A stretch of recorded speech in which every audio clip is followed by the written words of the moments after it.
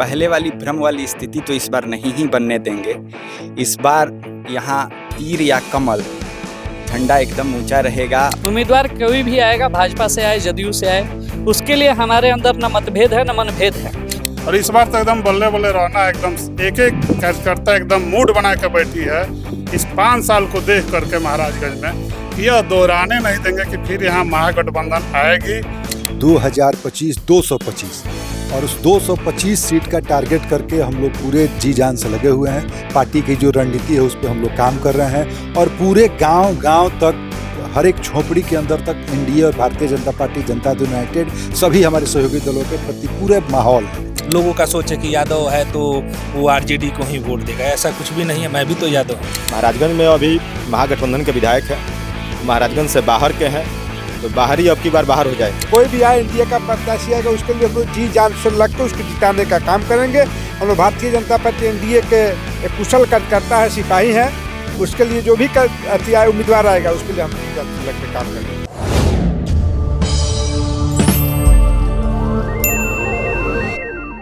नमस्कार, द देसी अड्डा पर आपका स्वागत है। मैं हूं राकेश तिवारी।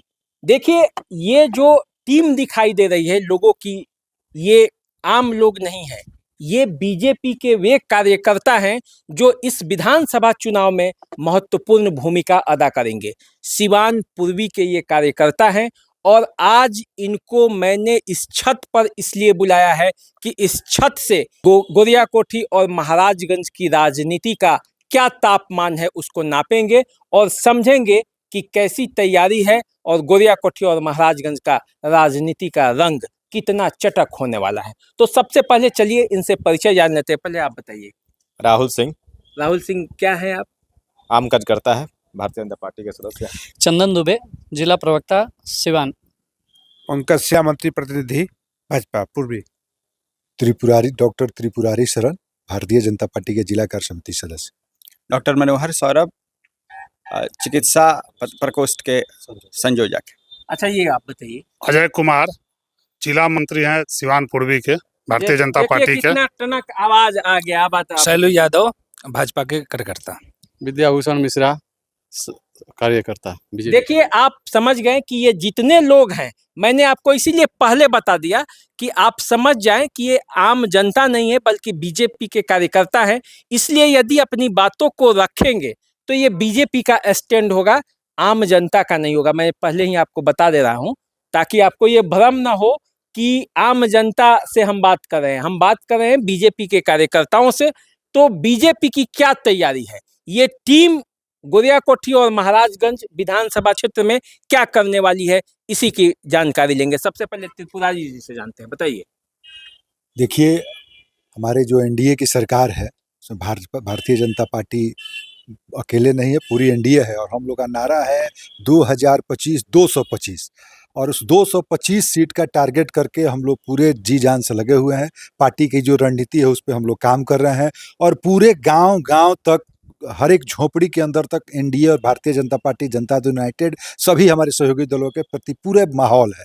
उसमें नया चौका तो हमारे नीतीश कुमार जी ने जो 1100 रुपया पेंशन करके जो लगाया है, उसके लिए तो जनता चिल्ला रही है। आप महाराजगंज और गोरियाकोठी के बारे में बताइए, क्या है यहाँ? देखिए, गोरियाकोठी तो पहले से ही भारतीय जनता पार्टी के कब्जे में है और इस बार उससे और कहीं ज़्यादा बेहतर परफॉर्मेंस हम लोग करेंगे और जीत का मार्जिन काफ़ी ज़्यादा होगा। जो हम लोग विगत लोकसभा चुनाव में देखे कि जो 20,000 के करीब का जो मार्जिन था लोकसभा चुनाव में बीजेपी और कांग्रेस महागठबंधन के बीच में, उससे भी बड़ी जीत हम लोग इस बार गोरियाकोठी में हासिल करेंगे। बड़ी जीत हासिल होगी। अब बताइए अजय जी, ये कैसे चलेगा, इस बार क्या होगा महाराजगंज और गोरियाकोठी में? देखिए, महाराजगंज और गोरियाकोठी में हम लोग जो चुनाव लड़ेंगे, एक तो मुद्दा हम लोग का विकास का होगा। जो पहले हुआ था महागठबंधन के सरकार में, आज में जो फर्क दिख रहा है, केवल हम लोग को फर्क बता देना है। जनता तो एकदम रेडी मूड में है हमको वोट देने के लिए। बस हमको जाके यही फर्क बताना है, हमको राम सलाम करना है। जनता ने पूरा और विश्वास और भरोसा दिलाया है और पिछले बार से अधिक मतों से हम लोग यहाँ जीतेंगे और यहाँ भी एनडीए का झंडा लहराएंगे। मनोहर जी, आप बताइए कैसे आप देखते हैं महाराजगंज? सबसे बड़ा चीज है कि एनडीए जो भाजपा का और सभी दलों का गठबंधन है, तो वहाँ सबका साथ, सबका विकास और सबका विश्वास, ये एक स्लोगन है इस एनडीए का। तो उस पे काम कर रही है। और यहाँ की जनता जो हम लोग यहाँ से सीट अपना नहीं निकाल पाए थे, कुछ मार्जिनल था, कुछ जातिगत था, उस सबको इस बार देखा जाएगा। और हर एक क्षेत्र में जो यहाँ विकास नहीं हुआ है वो विकास होगा। और जो बूथ स्तर पर जा करके जो बूथ हम लोग लूज किए थे उस बूथ को जीतने का प्रयास करेंगे। चलिए हम फिर आएंगे आपके पास। शॉर्ट में बताइए आप पहले कि क्या आपका मुद्दा है इस बार। देखिए, इस बार तो महाराजगंज का जो मुद्दा है, पहली बात है कि बाहरी का मुद्दा बहुत ज़्यादा यहाँ पे है, क्योंकि यहाँ के पिछले जो महागठबंधन के प्रत्याशी थे वो बाहरी थे। और इस बार जो यादव लोग का जो नहीं बोलते थे कि वोट बैंक है, उसका वोट बैंक मिलेगा, ये ऐसा कि होने वाला नहीं है, क्योंकि कुछ लोग जान चुके हैं कि बाहरी नहीं, एनडीए का ही यहाँ पे सबसे ज़्यादा इस बार का रुझान रहेगा और साथ रहेगा। किस दावे पर आप कहते हैं कि यहाँ से ये गोरियाकोठी से और महाराजगंज से बीजेपी जीतेगी? सरकार की बहुत सारी कल्याणकारी योजनाएं ऐसी चल रही है जिससे आम जनता काफ़ी प्रभावित है, जिसके भरोसे हम लोग ये हैं कि हम लोगों की जीत सुनिश्चित है। चलिए अब इधर आते हैं। इधर लाइन में नौजवान हैं और ये 3 लोग बचे हैं, पहले इनसे जानते हैं। बताइए क्या कैसे तैयारी है आपकी? देखिए, महाराजगंज का प्रथम मुद्दा है कि विकास। महाराजगंज में अभी महागठबंधन के विधायक हैं, महाराजगंज से बाहर के हैं, तो बाहरी अब की बार बाहर हो जाएंगे। और जो माननीय सांसद श्री जनार्दन सिरवाल ने महाराजगंज क्षेत्र में विकास किया है, उसके नाम पर, माननीय सांसद के नाम पर यहाँ के जनता अब की बार एनडीए को वोट देगी। गोरियाकोठी में क्या होगा? गोरियाकोठी में भी पूरे दमखम से पहले से बीजेपी वहाँ जीती है और वहाँ विकास हुआ है, जिसके विकास के नाम पर वहाँ के जनता, माननीय अभी विधायक है देवस्कांत सिंह जी, उनको जनता समर्थन देगी और अधिक मतों से विजयी होंगे। बताइए चंदन जी, क्या होने वाला है इस बार महाराजगंज और गोरियाकोठी में? देखिए, भाजपा अपने स्ट्रेटेजी पे चलती है और ये चुनाव हमारा, ये आज किया चुनाव, आज सामने चुनाव है और हम आज प्लानिंग कर रहे हैं, ऐसा कुछ नहीं है। हम बूथ स्तर तक के कार्यकर्ता, पन्ना प्रमुख तक के कार्यकर्ता हम तैयार करके उनके साथ लगे हुए हैं। हमारी बूथ स्तर तक की, पन्ना स्तर तक की हमारी तैयारी अभी तक में पूरी है। और हमारा जो जैसे अभी सबने बताया कि जो महागठबंधन से जो प्रत्याशी थे उनका विकास सब लोगों ने देख लिया है। हम जो अभी आगे आने वाले समय में जो करने वाले हैं, पिछले बार में हमारा जदयू से जो प्रत्याशी थे वो बहुत नॉमिनल मार्जिन से वो हारे थे। इस बार बढ़िया मार्जिन से गोरियाकोठी और महाराजगंज दोनों हम जीत रहे हैं। पंकज जी आप बताइए क्या चल रहा है तैयारी आप लोगों का? देखिए, नीतीश कुमार जी और मोदी जी की जोड़ी ने जो बिहार और भारत में कार्य किया है, उसके बदौलत हर सीट पे अब की बार भाजपा एनडीए के जो प्रत्याशी हैं उनकी जीत सुनिश्चित है। जनता मन बना चुकी है, क्योंकि नीतीश कुमार ने बहुत सारा काम जो था उसको किया है, जिससे गरीब तबके के लोग भी लाभान्वित हो रहे हैं। देखिए, तो ये बीजेपी के टीम है। अब अभी हम आएंगे और इन्हीं लोगों से अभी पूछेंगे कि महाराजगंज और गोरियाकोठी में महागठबंधन और जब एनडीए आमने सामने है तो एनडीए में सीटों को लेकर घमासान है। कई प्रत्याशी चुनावी मैदान में हैं, उन प्रत्याशियों के बीच जो घमासान अभी छिड़ा है उस पर इन कार्यकर्ताओं का क्या राय है? महाराजगंज में क्या लगता है, कौन बीजेपी जनता दल यूनाइटेड? देखिए, भारतीय जनता पार्टी और जदयू ये सीट लड़ना ये तो आला कमान तय करती है। हम लोग एनडीए के कार्यकर्ता है, जो भी हमारा प्रत्याशी हो के एनडीए हम जिस किसी को प्रत्याशी तय कर देगी उसको जीत दिलाने के लिए हम लोग जी जान से लग जाएंगे। और जीत तो तय है, माहौल भी दिख रहा है, उसको हम लोग चाहेंगे कि सीवान जिला में नंबर 1 कर जाए, उसके लिए हम लोग प्रयास करेंगे। कौन कौन लोग हैं अभी फील्ड में जनता दल यूनाइटेड और बीजेपी में? देखिए, बीजेपी या जनता दल यूनाइटेड जो एनडीए है पूरी कार्यकर्ता को लड़ाती है, जिसको लड़ाए कार्यकर्ता को लड़ाती है, तो इसका बस प्रत्याशी की कमी नहीं है। पार्टी जिसको नाम तय करके भेज देगी, यहाँ कार्यकर्ता तैयार बैठे हैं कि जिले में नंबर 1 लाएंगे, महाराज आगे होगा और एनडीए को सीट जाएगा, एकदम पूरी तैयारी। यहाँ पे हेम नारायण शाह हैं, सत्यदेव प्रसाद सिंह जदयू से हैं, फिर बीजेपी से कुंतल कृष्ण हैं, आशीष रंजन सिंह हैं, देवरंजन सिंह हैं। कहा जा रहा है कि स्वास्थ्य मंत्री मंगल पांडे भी यहाँ से उतर सकते हैं। इसके अलावे विजय शंकर दुबे जो वर्तमान विधायक हैं वो भी आजकल दिख रहे हैं एनडीए खेमा में ही। उनके बेटे सत्यम दुबे शामिल हो चुके हैं बीजेपी में लोकसभा चुनाव, तो वो भी एक दावेदार है। क्या लगता है? सत्यम दुबे हम लोग का पार्टी के कार्यकर्ता हैं और जितने नाम आपने रखे एकदम सभी लोग माननीय भी रहे हैं और सभी लोग एक भारतीय जनता पार्टी और एनडीए के कार्यकर्ता हैं।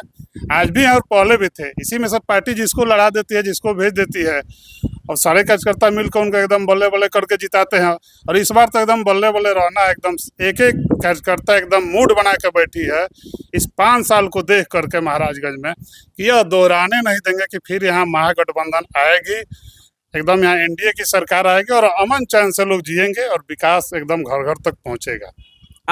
आप जरा आगे आइए, आपसे कुछ स्पेशल बात करना है, क्योंकि आप तो यादव जी हैं, है ना। और कहा जाता है कि आरजेडी यादवों की पार्टी है, यादव उनको वोट देंगे ही देंगे, कहीं से इधर उधर जाएगा नहीं। इस बार तो तेजस्वी यादव को मुख्यमंत्री बनाना है, तो ऐसे में आपकी तैयारी कैसे हो? देखिए, ये ऐसा नहीं है। देखिए, मतलब ये सोच है, एक सोच है, लेकिन वो समीकरण अलग अलग का है। लेकिन महाराजगंज की बात बताऊं, जो पीछे कार्यकाल से इतना लोग मतलब खफा हैं, लेकिन इस बार किसी भी मतलब भारतीय जनता पार्टी चाहे एनडीए के सबसे कोई भी प्रत्याशी आए, इस बार ज़्यादा लोग उसका साथ जरूर देंगे। ये है यहाँ का, क्योंकि जो पिछले कार्यकाल के बाद सब लोगों का इस दिल में बैठ गया है कि नहीं, ऐसा नहीं है। और ये देखिए, पार्टी का सोच है या लोगों का सोच है कि यादव है तो वो आरजेडी को ही वोट देगा, ऐसा कुछ भी नहीं है। मैं भी तो यादव हूँ, इसीलिए तो मैंने आपसे पूछा हाँ। कि आप तो जाते होंगे जब बीजेपी का झंडा लेकर यादवों के बीच, तो कहता होगा कि अरे कहाँ जा रहे हैं, तेजस्वी भैया हैं। नहीं, ऐसा कोई बात नहीं है, लेकिन ऐसा कोई बात नहीं है। बहुत सारे यादव लोग हैं, आप पीछे आप देखे भी होंगे, भारतीय जनता पार्टी में है। आप देखिए ना, आरजेडी में और बीजेपी में कितना अंतर है, मान सम्मान देखिए ना। क्या भारतीय जनता पार्टी में यादव नहीं है? नित्यानंद राय हैं, इस समय देखिए हमारे जो लोकसभा स्पीकर हैं वो हैं। तो ऐसा कैसे सोच सकता है कोई यादव की नहीं है? मान सम्मान बराबर मिलता है और भारतीय जनता पार्टी में मिलता है, और मैं भारतीय जनता पार्टी के साथ हूँ। और जो भी प्रत्याशी भारतीय जनता पार्टी से आएगा, मैं उसके साथ रहूँगा और कोशिश करूँगा कि यादव समाज के अधिक से अधिक वोटों का मैं दिला सकूँ। देखिए, इन शैलेंद्र यादव जैसे हमारे पार्टी में सैकड़ों कार्यकर्ता हैं। विगत चुनाव जो 2024 का बीता, इनके बूथों का आकलन करके देखिए, ये कैसे हुमचा करके एकदम कोच कर जो बोलता है, कोच कर एनडीए को वोट किया है, भाजपा को वोट किया है और अपने बूथों से जिताया है। ऐसी बात नहीं रह गई, अब यादव भी समझदार हो गए हैं, पहले वाले एक पैर पे खड़ा होने वाले लोग नहीं रह गए हैं। और कितना दिन तक झांसा देकर रखेंगे लोगों को? हुमचाकर तो वोट दिए हैं, लेकिन आप देखे होंगे कि पिछला जब 20 का चुनाव था, तो बीजेपी और जनता दल यूनाइटेड के जो कार्यकर्ता थे, उसमें आपसी तालमेल उतना बढ़िया नहीं था, और इसी की वजह से हेमनारायण शाह हार गए थे चुनाव। तो इस बार तालमेल बैठाएंगे, यदि टिकट मान लिए जनता दल यूनाइटेड को चला गया तो क्या होगा? पहले वाली भ्रम वाली स्थिति तो इस बार नहीं ही बनने देंगे। इस बार यहाँ तीर या कमल, झंडा एकदम ऊंचा रहेगा। और 5 साल में लोग इतने त्रस्त हैं महाराजगंज में कि यहाँ कोई भी पदेन आदमी दिख नहीं रहा है। जो पदेन हैं अभी वो दिख नहीं रहे हैं, तो जनता तो जानती है। अच्छा, ये बताइए कि आप तो शिशु रोग के डॉक्टर थे। एक डॉक्टर जो है वो थर्मामीटर लगाता था रोग देखने के लिए, अभी राजनीति का थर्मामीटर आप कब से लेकर चल दिए? ये रोग आपको कैसे लग गया? देखिए, समाज सेवा उसमें भी है, शिशु रोग में भी, और समाज सेवा इसमें भी है। तो वो करने के बाद एक बार लगा, हमारे राजनीतिक गुरु हैं जनार्दन सिंह सिग्रीवाल, जो माननीय सांसद हैं हमारे, तो उनके सानिध्य में आने के बाद हम लोग को लगा कि नहीं, इससे भी एक समाज सेवा हो सकता है। तो उन्हीं के तहत हम लोग जुड़े, और मैं जुड़ा तो हमको बड़ा इंटरेस्ट लगा इस समाज सेवा में, तो उससे मैं लग गया इसमें। तो अब पद भी मिल गया, तो बोले कि नहीं भाई, पद तो चाहिए, तो पद भी मिल गया, तब और सेवा बढ़ गया और जिम्मेवारी बढ़ गई। जिम्मेवारी मिलने के बाद तो और काम करना पड़ता है। देखिए, पद भी मिल गया है और कद भी बढ़ गया है, लेकिन हम आपसे जानना चाहेंगे कि ये पद और कद का जो चस्का है ये बहुत ज़्यादा ये होता है। लेकिन यदि बीजेपी और जनता दल यूनाइटेड के कार्यकर्ता एकजुट नहीं होंगे तो क्या होगा? क्या कर रहे हैं आप लोग क्षेत्र में एकजुटता के लिए?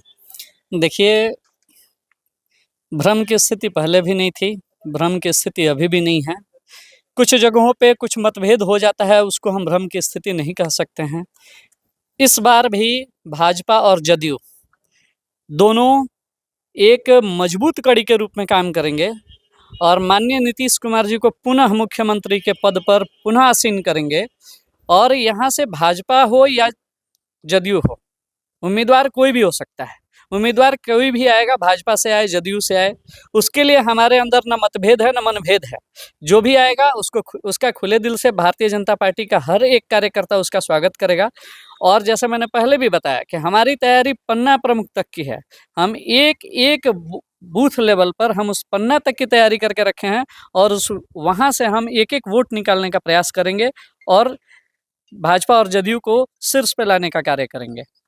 पंकज जी, आप बताइए कि कैसे, मान लीजिए कि बीजेपी में अंदरूनी कलह भी है, ये भी कई बार खुलकर सामने आ जाता है, तो फिर कैसे ऐसे में बीजेपी एकजुट रह पाएगा? पिछली बार जो हमने गलतियां अगर की थी उसको दोहराएंगे नहीं और हम लोग एकजुट होकर, चाहे प्रत्याशी बीजेपी का है, जनता दल यूनाइटेड का है, जो भी आएगा, कोई भी आ जाए, कोई भी आए, इंडिया का प्रत्याशी आएगा, उसके लिए हम लोग जी जान से लग कर उसको जिताने का काम करेंगे। हम लोग भारतीय जनता पार्टी एनडीए के एक कुशल कार्यकर्ता है, सिपाही हैं, उसके लिए जो भी उम्मीदवार आएगा उसके लिए हम जी जान से लग के काम करेंगे। चलिए, एक नौजवान ये हैं, इनसे पूछा जाए, नौजवानों की क्या स्थिति है इस बार? देखिए, नौजवानों को तो पूछना ही नहीं है। नरेंद्र मोदी और योगी आदित्यनाथ के नाम पर सब नौजवान एक है।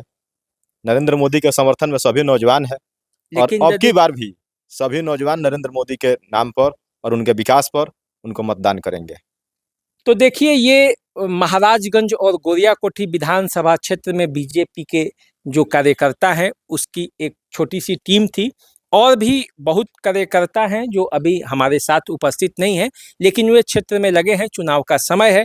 तो चलिए, हमारे साथ बने रहिए, देखते रहिए द देसी अड्डा। चैनल को सब्सक्राइब कर लीजिए, फेसबुक इंस्टाग्राम पे हमें फॉलो कीजिए। हम आपसे जुड़े भी रहेंगे और भी महाराजगंज गोरियाकोठी के बारे में बताते रहेंगे। नमस्कार।